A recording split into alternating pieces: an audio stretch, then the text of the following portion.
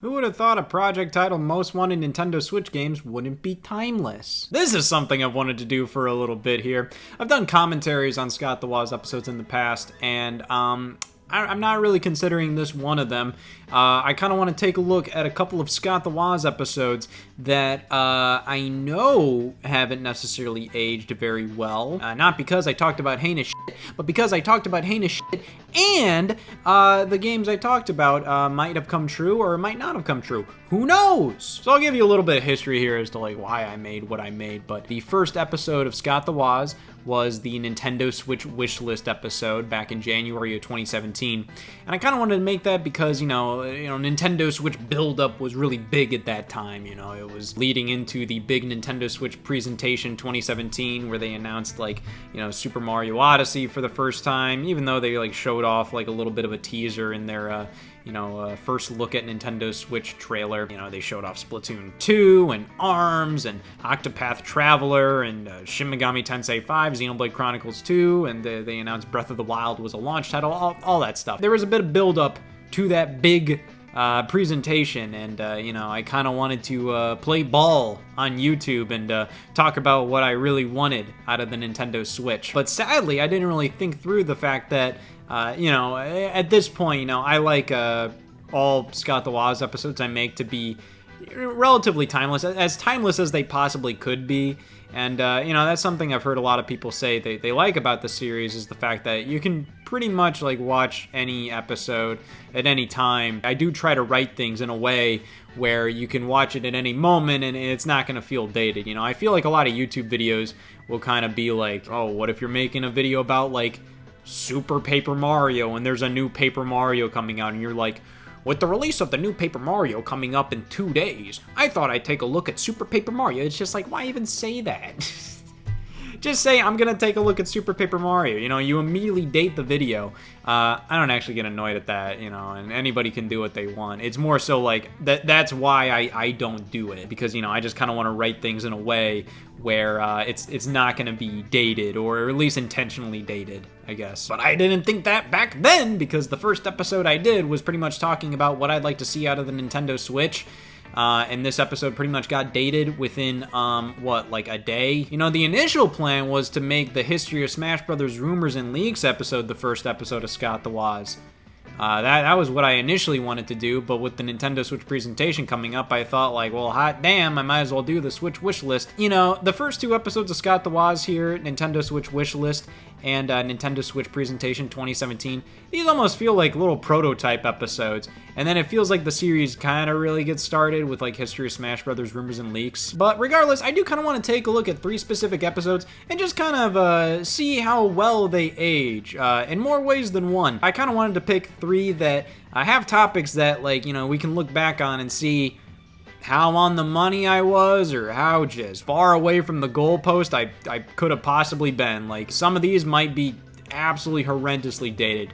Who knows? We'll take a peek. So start off with the first episode of Scott The Woz Nintendo Switch wish list. Again, if I could go back and I could make it so then, like, History of Smash Brothers Rumors and Leaks was the first episode, I think that would have been a much better first episode. But at the same time, like, I don't think this is a horrible first episode. I'm gonna own up to it. There is a lost pilot episode of Scott The Woz from, like, 2013 about Game Dev Tycoon. So that's something. But no, this is the first episode, so let's take a peek. That Wii U box got dented. It still has that dent. I always was a little upset about that.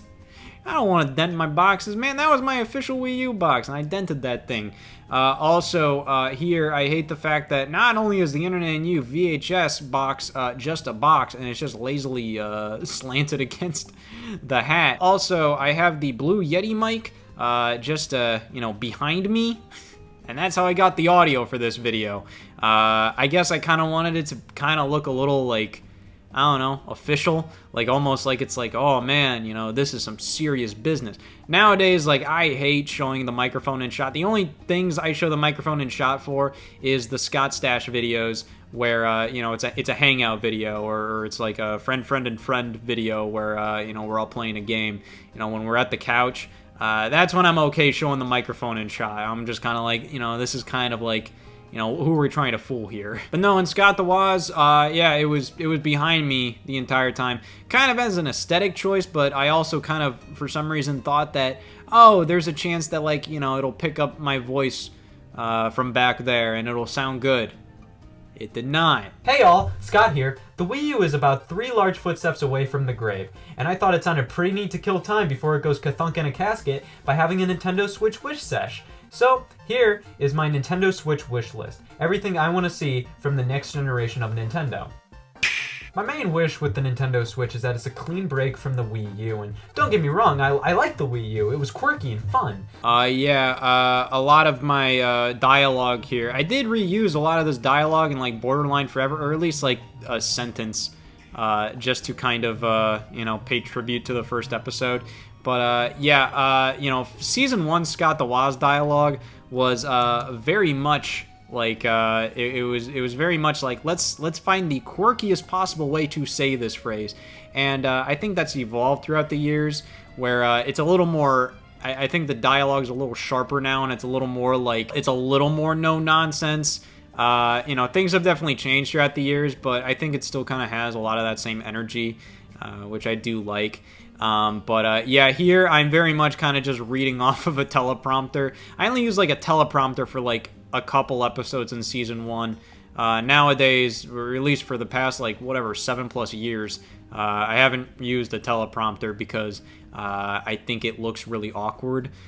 Maybe I'll do it in the future, who knows, like if I can find a good way to make it work, because sometimes, like, yeah, it does take like 30 minutes to get certain lines right, but yeah, like there's a lot of stuff here. Oh, you can see my script in the background. Well, that's not professional at all. Alas, it did have a cornucopia of problems. It wasn't up to snuff with the competition, wasn't really attractive, and didn't give me much reason to come back. Oh, and it's gonna die a lonely sub 30 frames per second Breath of the Wild riddled death.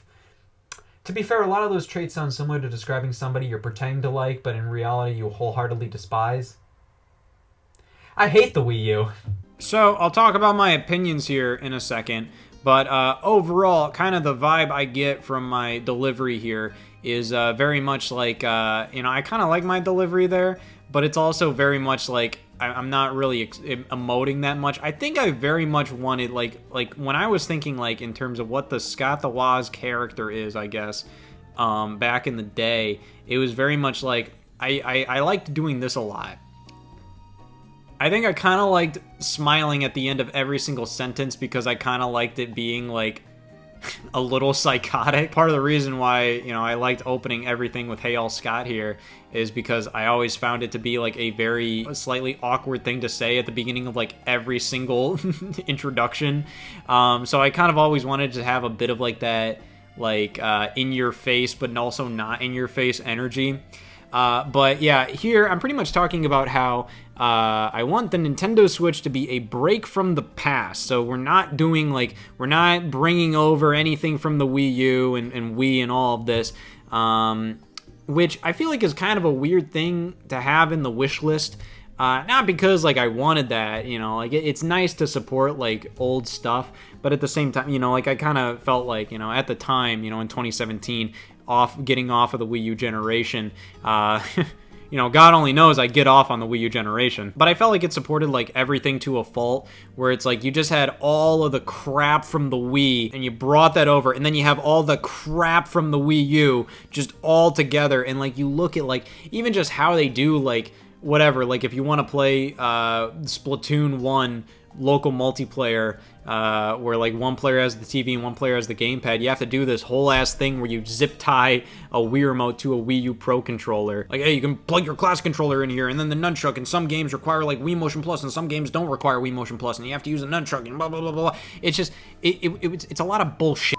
The Wii U is already too complicated for like, you know, the mass market, and then you add all the crap that's included with it, and it just made it too much. But I think it was already pretty obvious that the Nintendo Switch was a break from the past. It was kind of like, hey, this is just its own thing and we're moving forward. So I kind of find that this is a bit of an oddball just wish to put on a list. Like, this is kind of like, yeah, I feel like it was already pretty obvious that's what it is. I mean, they already announced, like, it has no backwards compatibility with Wii U at this point, or 3DS or anything. So, and the fact that the branding was there, I don't know. I think that's kind of a weird thing to put on a wish list when we already kind of knew that. The Switch already seems to be taking on a whole new direction for Nintendo in almost every way, which is pretty nice. One of the biggest problems with the Wii U was that it was a mess. The thing had so many accessories not only for it, but inherited ones from the Wii. The Wii U not only supported almost every Wii accessory, but required Wii remotes for some games. That just overcomplicates things. Just have the standard Switch, the Pro Controller, and we're golden. I'm honestly just tired of the Wii and Wii U era, and I just want the controllers to simply die a horrible death alongside them. I mean, these controllers are coming in at 10 years old at this point. Yeah, they connect via Bluetooth, means they'd be wicked simple to implement into the Switch. But I want new toys to play with. I don't want these hand-me-downs. Because I want the Wii Remote to be retired, I hope the Joy-Cons on the Switch have motion controls, so motion-based games can be played straight out of the box. Oh yeah, because at this time, there was no confirmation that the Joy-Con had motion controls. I think they really wanted to push how the Nintendo Switch was like a core video game device.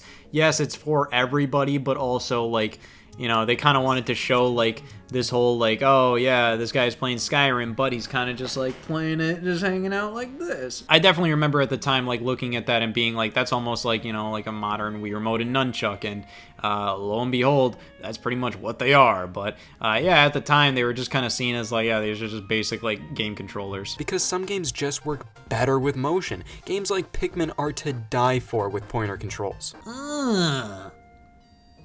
I think I just wanted to be like fancy, so I was like, oh yeah, what if this is how I do things? Like I show all my games on a green screen and then we just throw it up on screen or something. This was before a lot of the carpet era of Scott The Woz.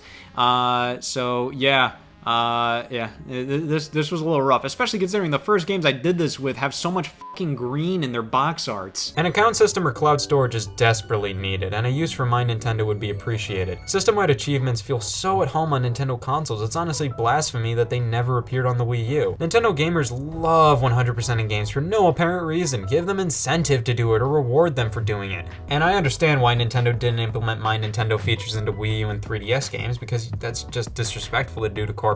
But I feel like implementing My Nintendo and missions into Switch games gives reason for My Nintendo to exist while also satiating that lust for achievements. Okay, so here we're talking about a modern OS. Yes and no. I kind of go in a lot on like saying like, oh, I hope My Nintendo has a use on this thing. Does anybody even know what My Nintendo is at this point? Nintendo's little loyalty rewards program that replaced Club Nintendo. I believe it like appeared in like 2016, and it kind of felt like this was going to, you know, bring us into the Switch generation and be like a core part of it. Not really. It was really weird because My Nintendo has like little achievements you can get and coins you can get for completing certain tasks in the Nintendo mobile games, but that's it. So here I was kind of thinking like, I would love there to be like an achievement system like Xbox or PlayStation with trophies where, hey, you get achievements in these Nintendo games and then you get these little platinum points from these achievements and then you can use them for like wallpapers or whatever.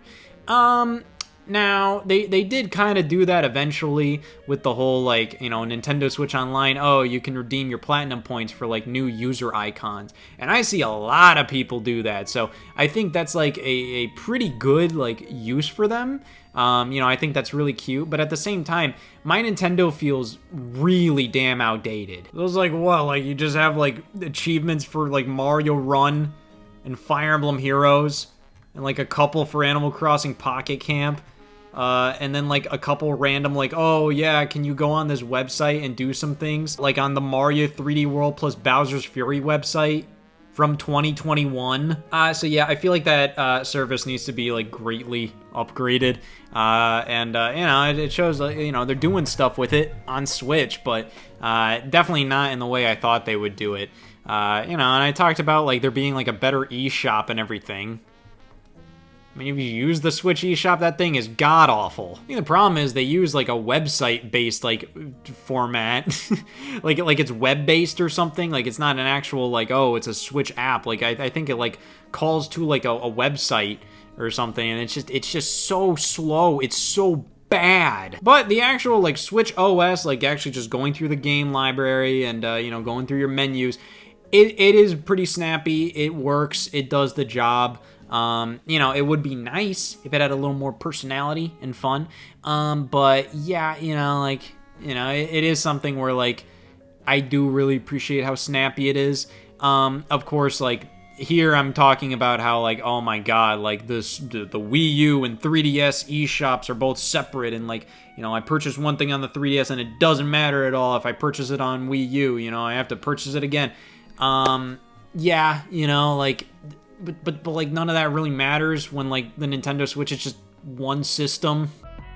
How about that Mario game, huh? The moment I saw it, I knew this was a real 3D Mario with more open and detailed environments, and oh boy, you can't forget that triple decker of a jump Mario was performing right there. Obvious, real 3D Mario. My main wish is that this new 3D Mario was a new galaxy in everything but form. Mario Galaxy is definitely #1 on my top 10 neat games list, but I want to see something new. Galaxy was so great for me because it was something so fresh and new, but true to what made Mario such a great franchise. I want this next 3D Mario to be something like Galaxy, in which it is an entirely new concept and houses clusters of innovation, but still, it's a 3D Mario game at its core. Okay, so I'm talking about the clip of Mario Odyssey we saw that's like, oh, I hope this is like a real 3D Mario that's almost like an evolution of like Mario Galaxy, even though I don't want it to be like Mario Galaxy. I want it to be something brand new, but I want it to give like Galaxy, like give off Galaxy vibes of like innovation and evolution and all of that. Yeah, I remember a lot of people like saying that like the Mario Odyssey clip looked exactly like a Mario 3D World type game. I don't know what the hell they were thinking, but yeah, you know, I think yeah, that feels a little weird because I say how like I can tell it's obviously like a traditional 3D Mario game, like a sandboxy 3D Mario game, but then I'm like, wow, you can obviously tell this is it. I wish it is. This is on my wish list, even though I'm telling you I know it is. Like, I don't know, it's a little weird. A ton of people are at a murderous state of anarchy when it comes to speculating Retro Studios' next big title. While most people are speculating a new Metroid, or a revival of an old Nintendo relic, or a new IP in general, I'm going to add a dash of cynicism to the mix by saying I bet it's going to be a third Donkey Kong Country. Don't get me wrong, DKC Returns and Tropical Freeze are pretty banging games, but after years of getting mostly 2D platformers from Nintendo, I just don't really want to see another Donkey Kong Country game from Retro right now, and I feel like everybody is on the same page. But Retro made 3 Metroid Prime games, and Donkey Kong Country Returns outsold all 3 Metroid Prime games combined. So I think there's not much reason to believe Retro would stop at 2 Donkey Kong Country games when they made 3 Metroids. Now, that's what I expect. Now, what would I want? Of course, I'd love to see Retro go back to Metroid, revive an old Nintendo relic, or create a new IP in general. I think that's the hip thing to want these days. But of course, that leaves DKC alone when it is, in fact, one of Nintendo's big franchises. Wow, Monster Games ported Donkey Kong Country Returns. Ew. I don't like how I showed this logo. Just looks kind of gross. I should have gone in and just do a little bit of a tidying up on this. Yeah, so here I'm saying how like I don't want another Donkey Kong Country game. Honestly speaking, I feel like I'm kind of like I feel like when I was saying that, I'm kind of talking more in terms of like what a lot of like the Nintendo fan base or just, you know, online fan base are saying, rather than what I want. I fucking love Donkey Kong Country, man. Donkey Kong Country Returns and Tropical Freeze are awesome. You know, with that being said, at that time in 2017, you know, Nintendo has already put out like a bunch of 2D games that I think were just really, you know, it was getting to be a bit much. You know, I was like, hey, you know, let's have a bit more variety. You know, it felt like, you know, they were pumping out nonstop 2D Mario games, 2D Kirby games, 2D Yoshi games, and then you have Donkey Kong Country come in. Chibi Robo Ziplash is a 2D platformer. Hey Pikmin, 2D platformer based on Pikmin. It's just a bunch of 2D stuff that's just like, I just kind of wanted to see a little more variety. And, you know, Monster Games did help on, you know, Donkey Kong Country Tropical Freeze, and they did port Donkey Kong Country Returns to the 3DS. So I thought it kind of made sense to, like, okay, let's have Retro Studios do something else, you know, and then have Monster Games work on Donkey Kong Country. But I think Monster Games got acquired by some random-ass game studio or some other company or something, so I don't think that's happening. But damn it, I can dream. 7 years ago. 2015 was a year of quantity over quality for Nintendo. That's where we saw some grade D titles such as Amiibo Festival, Chibi Robo Ziplash, Mario Tennis Ultra Smash, and games like Metroid Prime Federation Force and Star Fox Zero announced. It just seemed like Nintendo took these beloved franchises and just forgot what made them beloved to begin with. Now games like Paper Mario Color Splash sorta follow this trend, but me alongside many others didn't mind the game, and that new Pikmin side-scroller coming out, it ain't Pikmin, but it could be okay. But Nintendo, please bring these franchises back in the way they deserve to be brought back. Don't reincarnate 1080 snowboarding as a Fortune Street knockoff. Ooh, this was foreshadowing how much I talk about how dog shit Nintendo's 2015 lineup was with Animal Crossing Amiibo Festival and Mario Tennis Ultra Smash and Chibi Robo Ziplash. Yeah, that's kind of a dumb wish list. I'm sorry. It's like, this is barely talking about the console. This is just kind of talking, it's just me kind of sitting back and being like, I have so much to say about Nintendo and I just want to say it all right now. Like, yeah, you know, Mario Tennis Ultra Smash and Animal Crossing Amiibo Festival. You know, I say if those franchises came to Switch and, you know, they were a much better representation of them. That happened. What I say, Pikmin? Because, like, at the time, like, the only Pikmin thing that was happening was Hey Pikmin coming out on the 3DS. Sure. I mean, Pikmin had a good lineup on Nintendo Switch. It took a little bit, but, you know, we ended up getting Pikmin 3 Deluxe and Pikmin 1 and 2 and Pikmin 4, which is great. Yeah, that's fine. Animal Crossing New Horizons, that's a good game. And Metroid had a good stint on Nintendo Switch. Chibi Robo, sorry, buddy. Mario Tennis, good. Star Fox, I think Nintendo did pretty good franchise care on Nintendo Switch. You know, there's still like some obvious gaps, but you know, a lot of franchises came back swinging, and you know, they were able to actually kind of bring in some franchises that you know, don't get a lot of love. You know, stuff like Another Code, Endless Ocean. Even though Endless Ocean Luminous is you know, garbage, but still. But yeah, you know, this is pretty much me just saying like, oh yeah, a lot of these franchises stunk recently. And you know, on Nintendo Switch, you know, a fair amount of them, you know, got their good games eventually. Amiibo is about to turn 3 years old this year, and with this anniversary, I must say with brevity, Amiibos blow. Specifically in 2015, it felt like Nintendo was saturating the market with not only these things, but seemingly rushed Amiibo games in the forms of Chibi Robo Ziplash and Animal Crossing Amiibo Festival. A couple games nobody cared about, with overstocking stores everywhere with obscure Animal Crossing and Smash Brothers characters, and it's pretty safe to say Amiibo have lost its luster. But wait, this can be salvaged. I would dig all Nintendo games to have superfluous Amiibo support in the same vein as Mario Maker, Smash Brothers, Yoshi's Woolly World, etc. These games utilize most Amiibo figures and give you a reason to own more than just your favorite characters, while not alienating those who have not dipped their feet into the Amiibo tub. Nintendo needs to reward the fans who have spent thousands on these figures by supporting most released Amiibo in most games, but keep this support to small things like costumes, so then you can perfectly enjoy a game without the things. However, I feel like there needs to be one Amiibo mandatory game per year. I think the collaboration between Tecmo Koei and Nintendo could lead to something like way past okay. Alright, get this. A warrior style game where you can scan in any Amiibo. Neat, right? Okay. So, more Amiibo support, but not too much, buddy. Okay, so I think even like the title I gave there was like, oh, I want superfluous Amiibo support. Sure. You know, I think that's kind of cool. You know, okay, so Nintendo needs to support the fans that spent thousands and thousands of dollars on all these Amiibo figures by damn near supporting every Amiibo in nearly every single one of their games. At this point, Amiibo are pretty much just kind of like whatever. Like 2017, I think it kind of felt like Amiibo is like this new horizon for Nintendo still, and you know, they're gonna support the living hell out of it. But I think at this point, it's kind of just like they'll make an Amiibo when they feel like it. You know, that's just kind of how it is. So at this point, yeah, Amiibo isn't really a big conversation piece concerning like Nintendo anymore. So you know, there's that. But you know, I think it would be cool if you supported every figure in every game.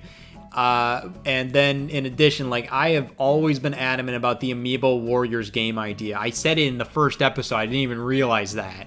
But yeah, I've mentioned that one multiple times where it's like a Warriors game, like Hyrule Warriors, but all the characters you scan in with Amiibo, and they support damn near every single Amiibo. I think that would be pretty cool.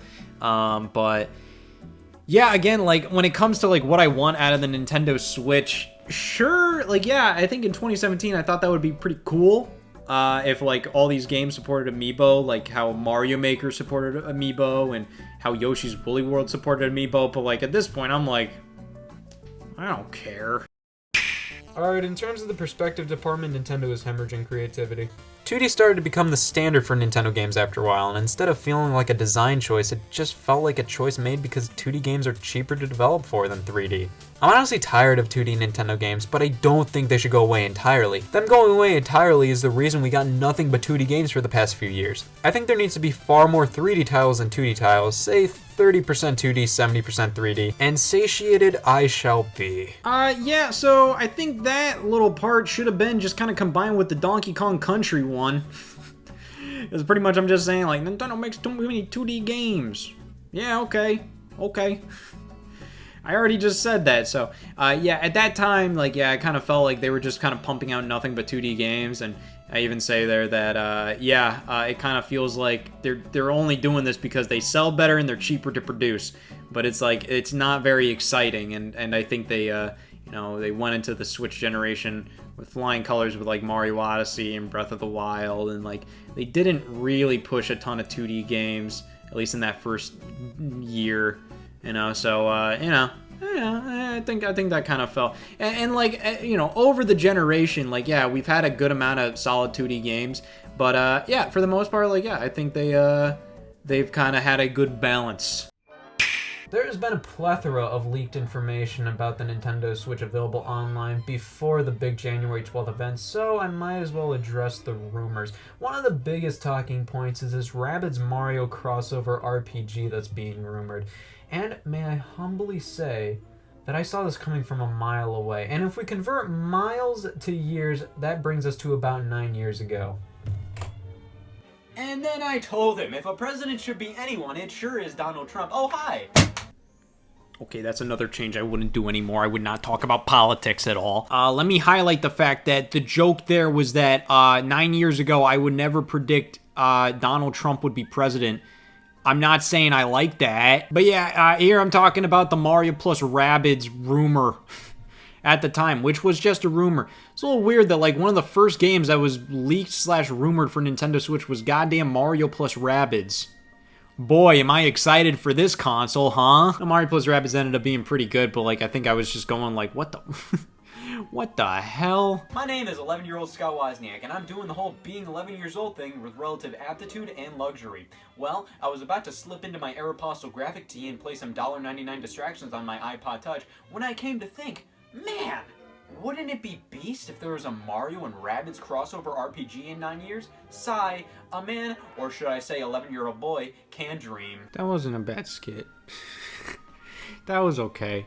I think a lot of people kind of get lost on I've liked making jokes about Aeropostale graphic tees, which were just kind of big back in the day at my high school and middle school and all that. You would wear those to be cool, because it was like, oh damn, you're such a cool kid.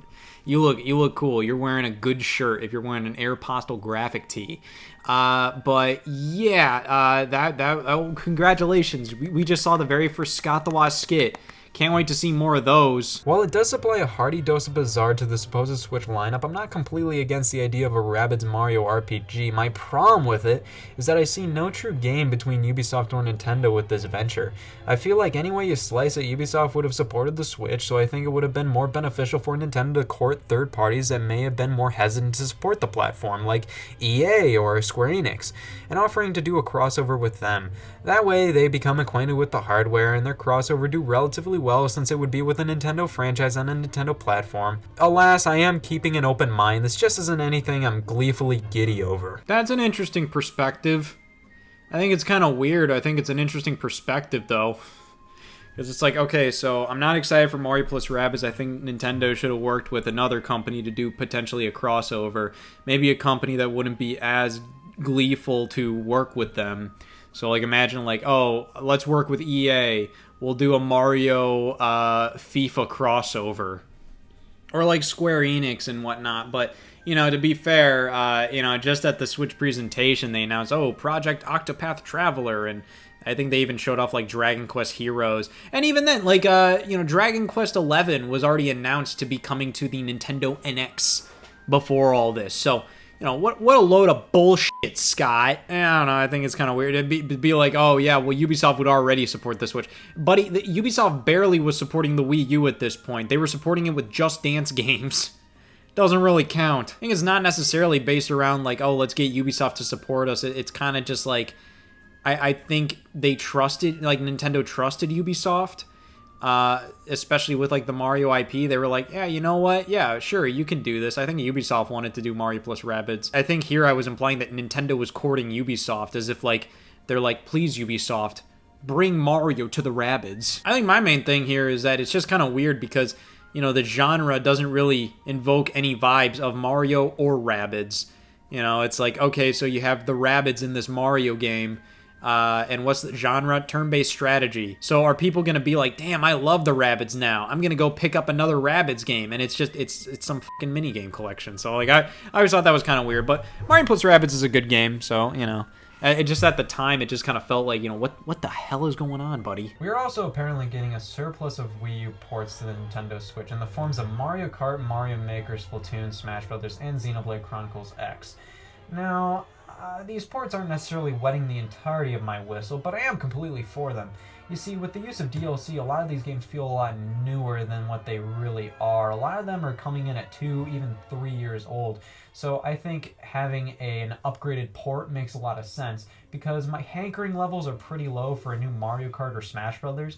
And I think just porting existing games with new content and all the existing DLC included is a pretty smart move. So good one, Nintendo. Here's what I want to see in these ports. Yeah, you know what, I was pretty on the money there. I still agree with that, because, you know, at the time there was rumors that like, yeah, Nintendo Switch will get a couple of Wii U games ported to it with extra content, and like, yeah, because you know, these games are still fairly new, and you know, they still look good, and they're also like, they're still fresh in our mind because of the use of like DLC. You know, Mario Kart 8 recently got DLC, Smash Brothers recently got DLC, so it's just like, to start talking about a brand new Smash Brothers game when like Smash Brothers for Wii U got its last piece of DLC in like early 2016, it just kind of felt like, you know, like, are we really like just thumping our damn thighs at the thought of like a brand new Smash Brothers? Like, you know, not necessarily. You know, of course, what we got was Smash Brothers Ultimate, but even then, you know, like, Smash Brothers Ultimate was built off of Smash Brothers for Wii U, so it kind of felt like, here's Smash Brothers Wii U plus like a bunch of other stuff, you know, to the point that it's a brand new game. I'd like to see 2 to 4 new cups, around that number. Mario Kart 8 already has 48 tracks in it, so I think we could probably go up to around 60 or so before it starts to feel a little too diluted. Absolutely cream the old battle mode in the face and replace it with a new, finely tuned one, throw in some new characters and maybe a mission mode, and we're off to the pretty bangin' peninsula. Okay, kind of. Mario Kart 8 Deluxe, you know, we got the new battle mode, we got new characters, and you know what, I did kind of call, at least like the way I worded it, I was like, cream the old battle mode in the face, buddy. At this point, I'm kind of like, why not just include the battle mode tracks from Mario Kart 8 on Wii U? They're dog shit, but still, like, it technically makes Mario Kart 8 Deluxe, like, not completely definitive, considering, you know, it does have those god-awful battle mode versions of racetracks in the original game that you can't use in Mario Kart 8 Deluxe. So what's up with that? But I do mention like 2 to 4 new cups. I think 4 new cups would have been pretty sweet in the base game. You know, I think Mario Kart 8 Deluxe added just enough to warrant the purchase. But just enough. And even then, I would say like at that time, like if you're paying $60 for that game, I mean, it does include the DLC, so yeah, it does include just enough. But yeah, at the time, I think the only thing we really saw was that you had 2 item slots in the double item boxes, and King Boo was in the game. Those were the features we saw in the Nintendo Switch first look trailer. That's all we knew. And I think the rumors were still saying at the time that there was going to be brand new tracks. Eventually, we got that in the form of like the Booster Course Pass, but that was like, you can't tell me like this early on they were planning that. Like that was something that probably started production like in 2021 or something. Don't focus on weapons. I dig Splatoon, but I felt like the original had way too many weapons, and a solid 40% of them could have been axed due to them being so similar to other ones. I say focus on new maps, modes, more single-player content, better local multiplayer, and the triumphant return of Splatfest. What? I don't remember my opinion of Splatoon 1 being there were too many weapons. Why is my thing like, whatever you do, if you port Splatoon 1 to the Switch, don't bring in new weapons? I don't remember that being an opinion I had. I don't remember that being a problem I had with Splatoon. Mario Maker is an odd duck simply based on the fact that the Switch has been confirmed to be a single-screen experience. I always thought the conjunction between doing your own thing on the gamepad and having others gawk at your creation sesh on the big screen was a big part of the Mario Maker experience. But as you saw from the release of Super Mario Maker for Nintendo 3DS, Nintendo has no problem taking what we thought was integral aspects to Mario Maker and giving it a tug. I would love it if Mario Maker had more art styles. I always thought it would be sick to have a Super Mario 64, Sunshine, or Galaxy style in which they would play and look as if those games were 2D. Or they could just throw in the Game Boy games and that would be alright. Of course, slopes, more power-ups, and maybe hidden collectibles or user-created achievements for each level.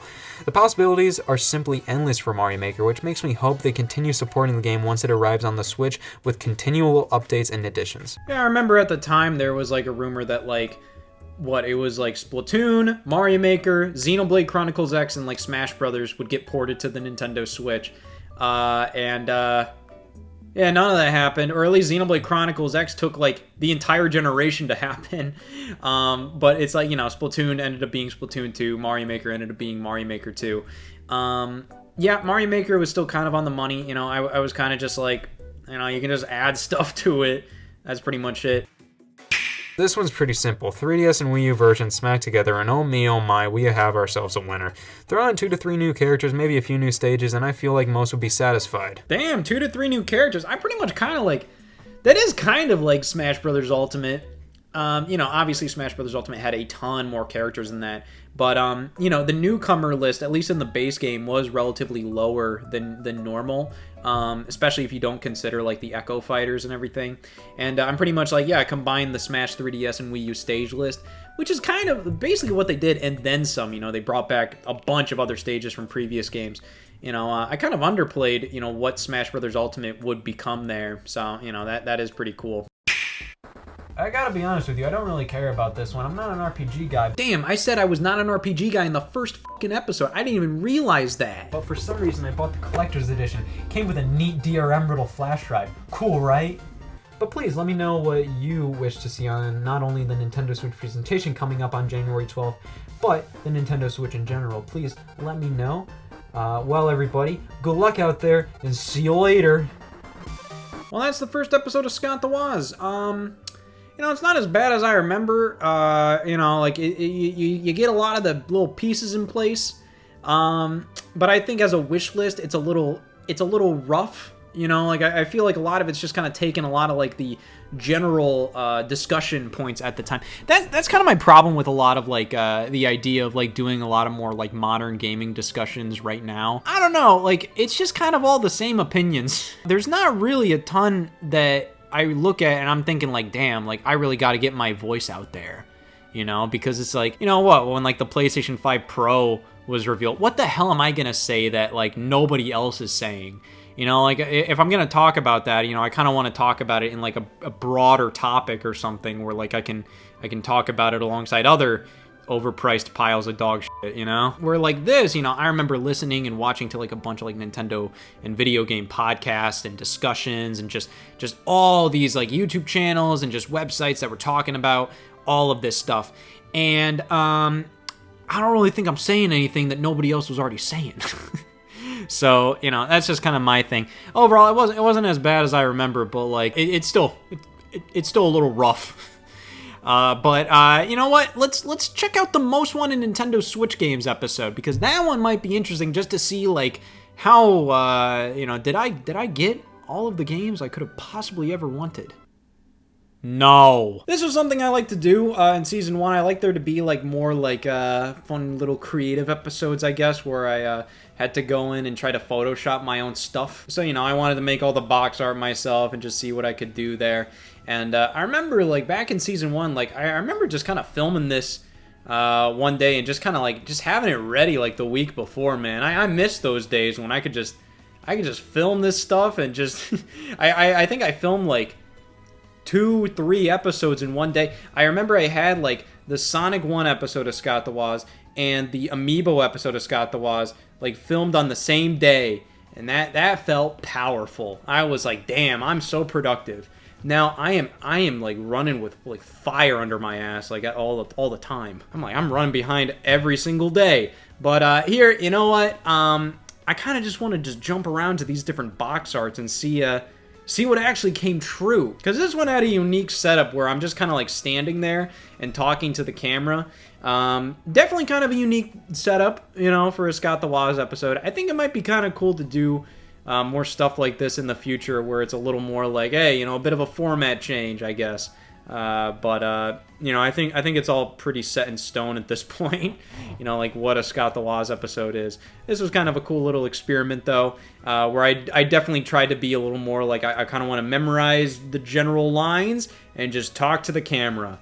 I want to do that a couple of times, and doing that does have its benefits, because then you don't have to worry about like putting stuff on screen to like your voiceover. Because that's like a really big part of like Scott The Woz episodes. It's like how, like a good, the vast majority of it is voiceover. So for every single line, I need to have some video footage to go alongside it. With this, you don't have to do any of that stuff. It's great. Problem is, your dumb face is on camera the entire time, so it's a little rough. Here we have Super Smash Bros. For Nintendo Switch. I think it would have been cooler if I would have taken like assets from like the 3DS box art and put that on the bottom here, instead of have like these are all like assets from the Wii U box art / like randomly like that's just Fox's character select screen profile. I think what I'm trying to do here is it's actually like a bit of an homage to like Melee's Japan box art, where it kind of does this, but I wanted it to be like, the top is representative of the Wii U version with the blue,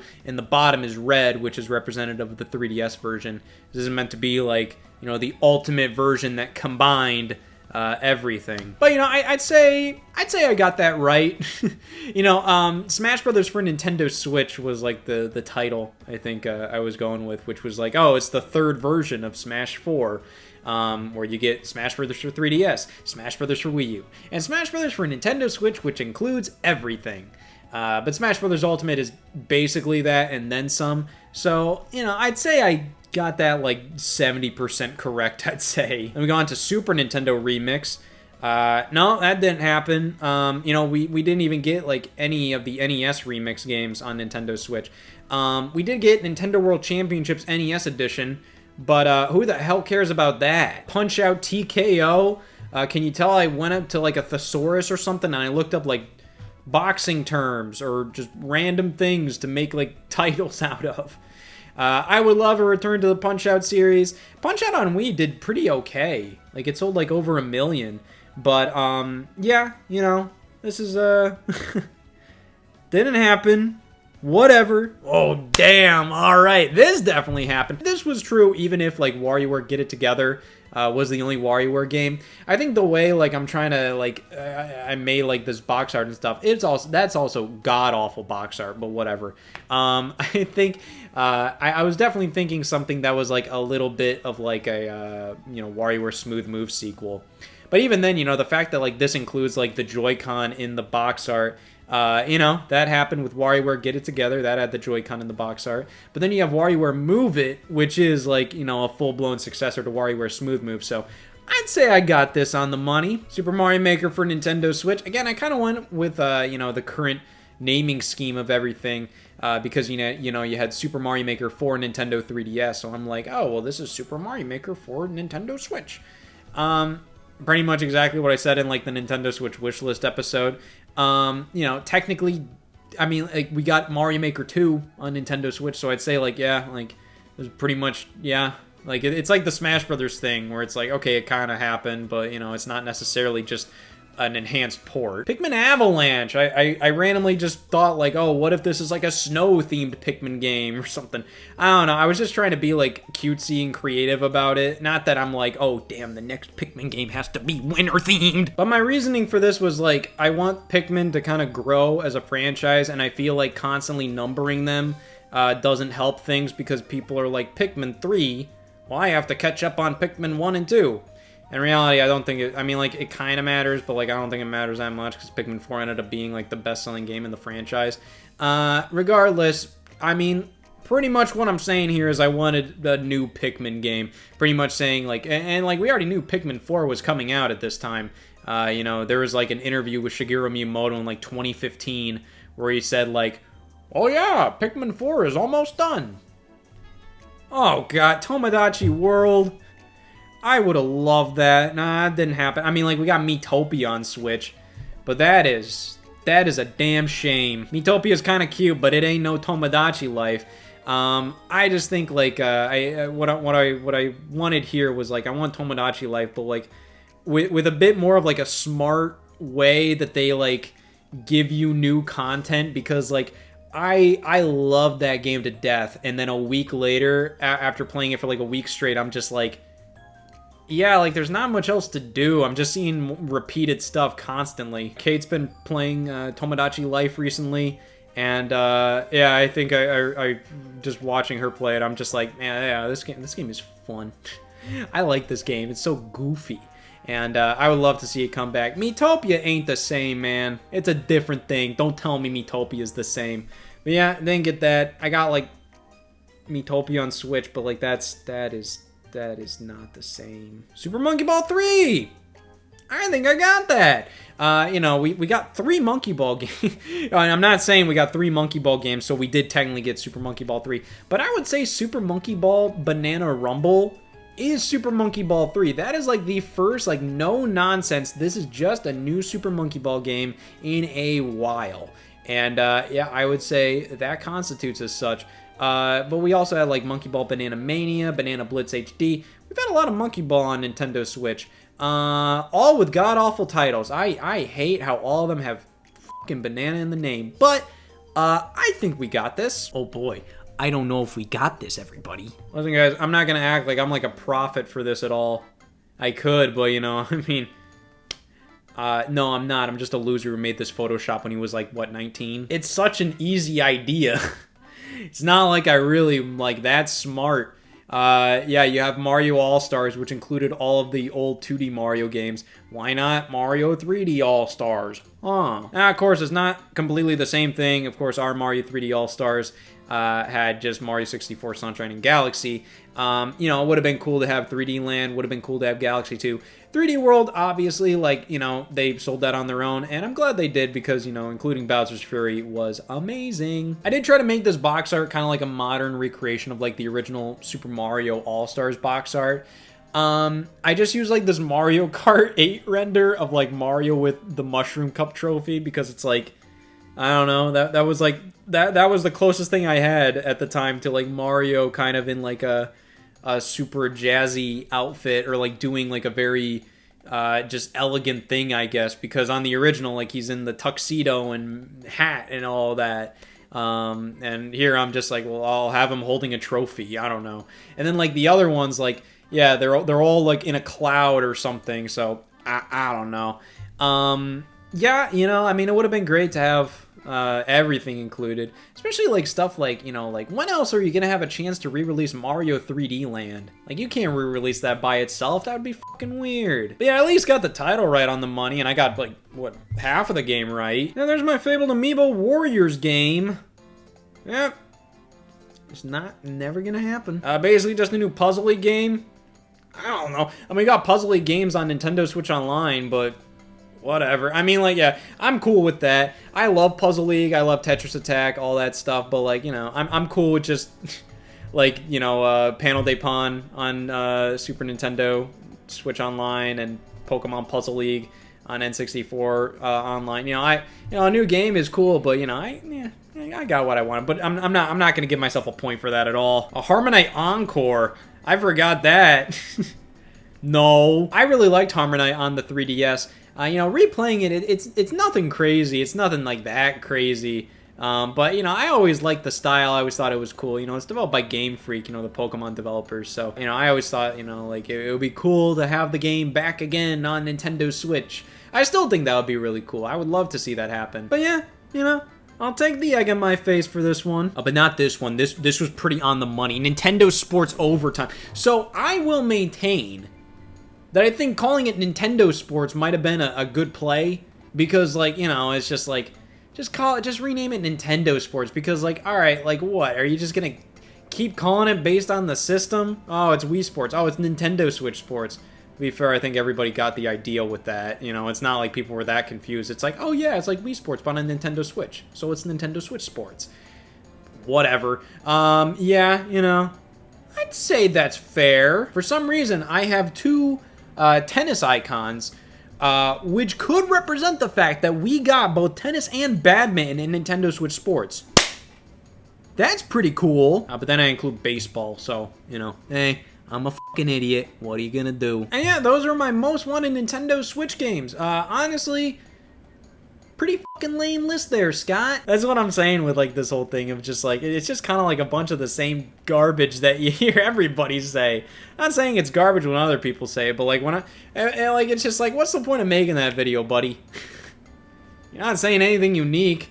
I want a new Super Monkey Ball. Don't we all? Alright, and finally, to wrap this up, I kind of want to just go over the games I selected for my Nintendo mini consoles wish list. So this one is, I pretty much go through, everything after the NES and come up with, hey, what would the Classic Edition system of this be? And again, this got immediately outdated because, a month later or something, they announced the Super NES Classic Edition. Regardless, this was another one of the, creative episodes I wanted to do. I wanted to go in here and I wanted to create, new menus and stuff for these different consoles. I think I did, an okay job and stuff. It's obvious I'm not a graphic designer at all. But, hey, for the time being in 2017, I think it all came out okay. Here's my lineup for the for my Super Nintendo Classic Edition. Of course, all of these have 30 games instead of, the Super NES Classic Edition had, 20, 21 games or so. Yeah, so ActRaiser was not included. Chrono Trigger was not included. And then we have Contra 3 that was there. Donkey Kong Country was there, but not Donkey Kong Country 2. And then I also didn't include Donkey Kong Country 3. I don't know. That game isn't bad. A lot of people shit on that game, but it's not bad. And Nintendo owns the rights to it, so it's just okay. I understand why they might not have included that one. But, they didn't include Donkey Kong Country 2 on the official one either, so it's just what gives? Earthbound, F-Zero, Final Fantasy 3, that was there. Final Fight was not. Harvest Moon was not. Kirby Superstar was. Legend of Mystical Ninja, no. Mega Man X, yes. Pilot Wings, no. That was a little weird. Tetris Attack, but renamed as Puzzle League, so then you don't have to deal with the Tetris license. No. Secret of Mana, yes. SimCity, no. Star Fox, yes. I didn't predict Star Fox 2. That would have been pretty fucking nuts if I predicted Star Fox 2. Especially considering I included Super Bomberman 2 because that wasn't included, so I just look like an even bigger idiot. I included the original Street Fighter 2, but on the SNES Classic Edition, they had Street Fighter 2 Turbo. Super Castlevania 4, that was on there. Mario Kart, yeah, Mario RPG, Mario World, Super Metroid, Super Punch-Out, UN Squadron, that was not there. I would have expected at least one whatever, a little shoot-'em-up game or something. You have Gradius 3 as well, but no, they don't have anything on the actual SNES Classic Edition. We have Yoshi's Island and A Link to the Past, and Zombies Ate My Neighbors. Zombies Ate My Neighbors is a weird one that they didn't include. But yeah, I pretty much got a good chunk of these. The only ones that I didn't get would have been Kirby's Dream Course, Star Fox 2, and Super Ghouls and Ghosts. But for the most part, I kind of got that down pretty on point. That was pretty cool. Next up, we got the N64 Classic Edition. I like that I called them 30 fun games on the box because the N64 was originally called the Fun Machine. You can tell I didn't have much going on during this era in my life, didn't I? Especially considering this menu, I definitely phoned this in. Holy crap! It'd be a little monotonous to go through all the games. Plus, considering the fact that like none of these other mini consoles like ever came out. You know, the SNES one came out, so I think that was fair to look back on. But you know, for the rest of the others, I just want to look at the menus because my God, the N64 one looks bad. The GameCube one, I like how this looks. I made it so then like it's like, you know, you got the grid and then the little cube from the menu system in the background. That's fine. I think these little icons on, you know, on the bottom look a little gross.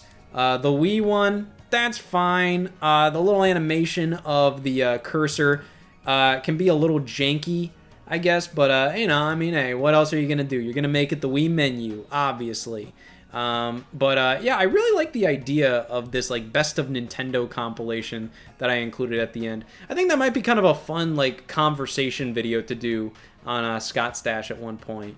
But yeah, for the most part, a lot of these are just kind of like, yeah, it's just kind of a discussion point. I kind of wanted to just take a look at the SNES Classic Edition. And at this point, I'm already kind of embarrassed enough looking back at these old episodes, so might as well wrap it up there. But overall, like, even though, like, you know, it is kind of embarrassing to take a look back at, like, these old ones, you know, at the end of the day, like, I really love, you know, what I did back then, and I still love what I do. Because it's just like, I love you know, consistently evolving. And sometimes, you know what, even if something is a little outdated, it's kind of fun to take a look back at just how gross and dumb and creepy and stupid and fucking dumb and stupid fucking bullshit you were. I love doing that.